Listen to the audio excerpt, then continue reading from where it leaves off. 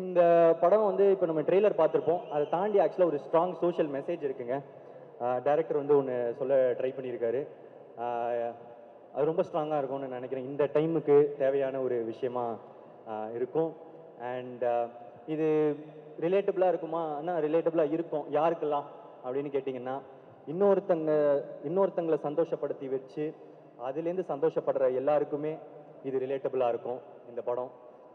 Dude வந்து அதுதான், ஒரு கூலான கேரக்டர், மற்றவன் சந்தோஷத்துலேருந்து அவன் சந்தோஷப்படுறவன். ஸோ பாருங்கள், ஃபேமிலியோட பாருங்கள். தீபாவளிக்கு ரிலீஸ் ஆகுது, ஜாலியாக இருக்கும்னு நினைக்கிறேன், என்ஜாய் பண்ணுவீங்க. அண்ட் லாஸ்ட்டாக என்னோட fans, thank you so much. Thank you. நீங்கள் இல்லாமல் நான் இல்லைங்க, நீங்கள் இல்லாமல் நான் இல்லை. இப்போ இந்த டைம் தீபாவளிக்கு இந்த படம் வருது. ஒரு தீபாவளிலையும் நான் போய் ஒரு படம் பார்ப்பேன். எல்லாருமே தமிழ்நாட்டில் அது ஒரு கலாச்சாரம். ஏதாவது தீபாவளிக்கு ஒரு படம் பார்த்தே ஆகணும். பட்டாசு வெடிக்கிறோம், படம் பார்ப்போம்.